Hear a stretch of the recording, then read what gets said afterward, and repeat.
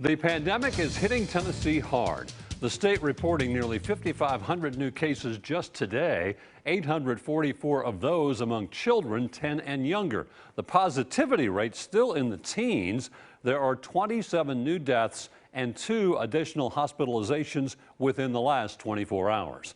mRNA vaccines are a new type of vaccine to protect against infectious diseases. Those involved in the science say this development did not come as a surprise. News 2's Alex Dennis explains what may seem new to the mass public has been researched for decades.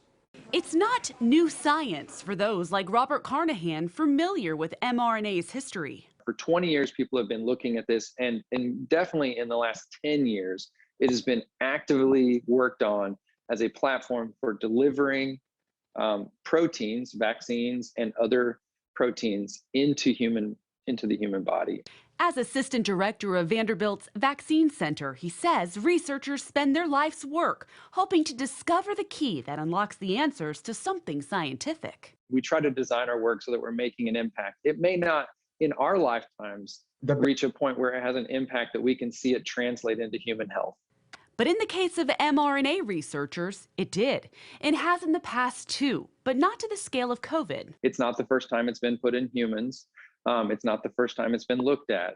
According to the CDC, cancer research has used mRNA to trigger the immune system to target specific cancer cells. So what people get hung up on is there's no approved mRNA vaccine prior to this, and that's true. And Carnahan says that's largely due to timing and circumstance. Approving vaccines generally takes a really long time. And why is that? It's not for some of the reasons people suspect. It's that running the clinical trial and getting sufficient number of volunteers that are in an at-risk population where you can start to see a difference between vaccinated and unvaccinated is typically really difficult. For better or for worse, that was not the case during the COVID-19 pandemic. We had lots and lots of people who were exposed to the virus. We had lots and lots of people who were willing to volunteer. And so you could get to the kinds of numbers that are required to prove whether something is effective or not. And for those who say the vaccine is not working because vaccinated people can still get infected with COVID,